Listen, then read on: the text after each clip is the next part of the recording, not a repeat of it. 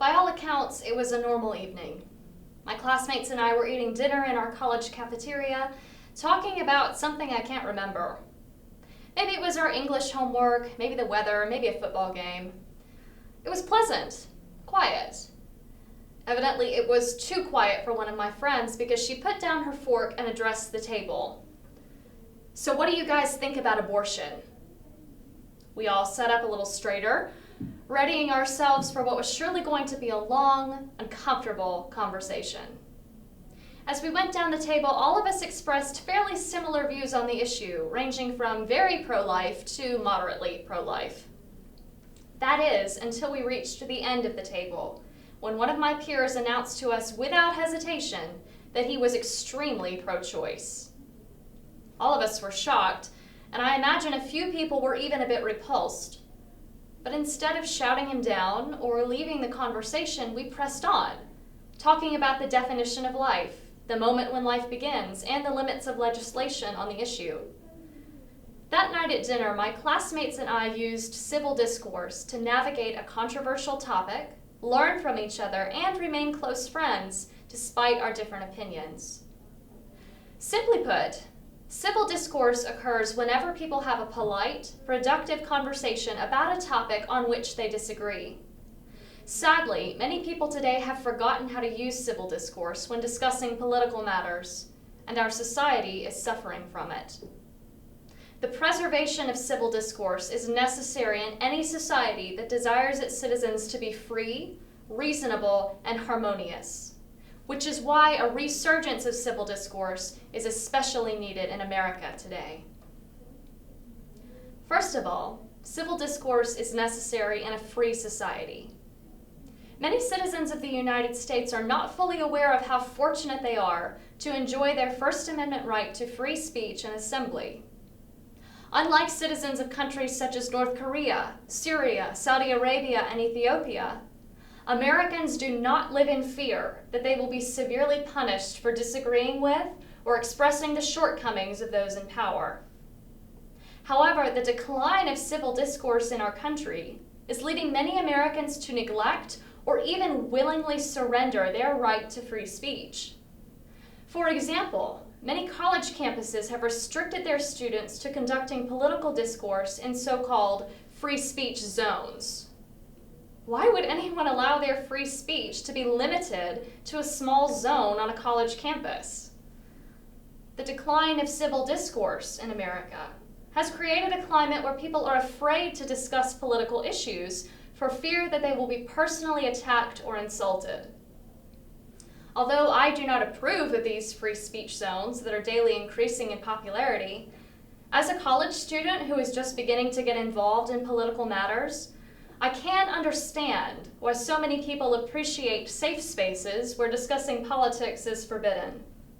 No one wants to enter a discussion where they might be mocked or belittled because of their views, especially college students who are still exploring what their views really are.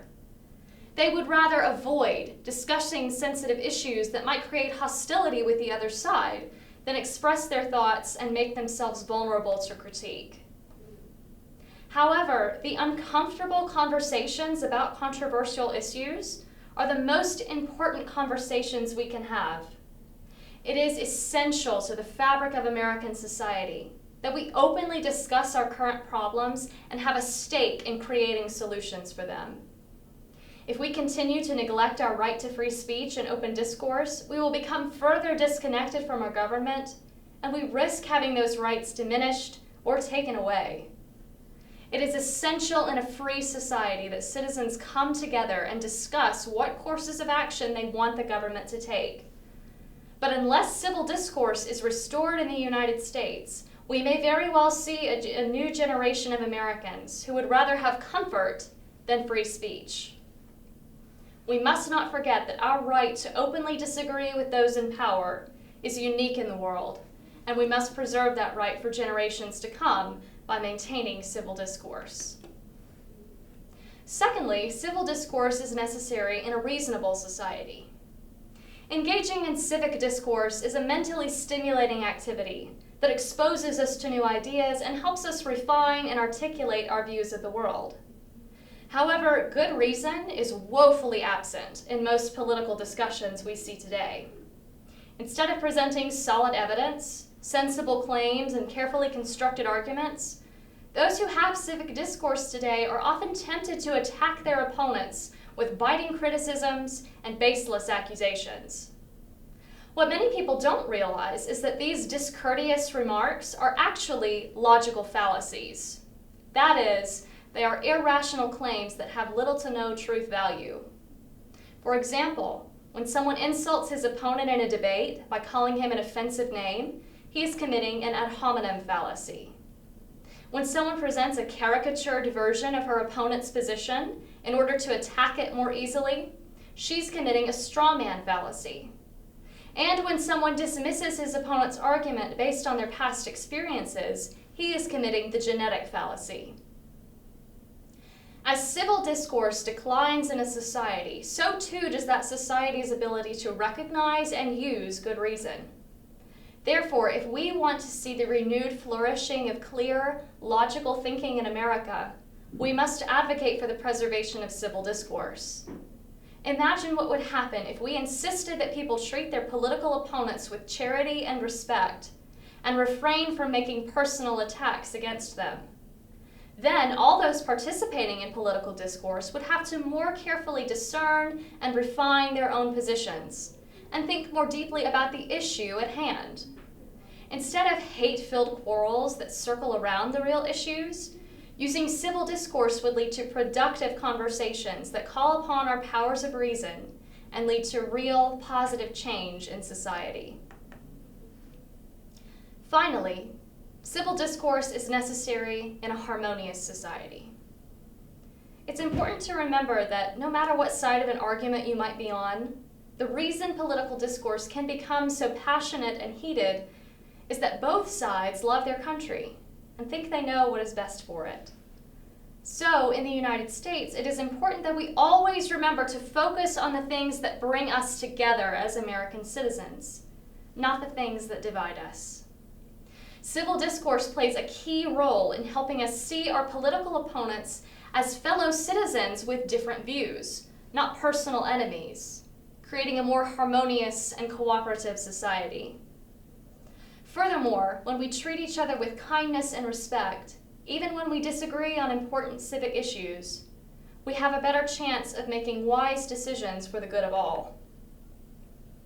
Imagine what a better place America would be if we used civil discourse to work together with our fellow citizens, both those across the street and those across the aisle, treating each other with mutual respect and placing concern for our country above our own agendas and egos.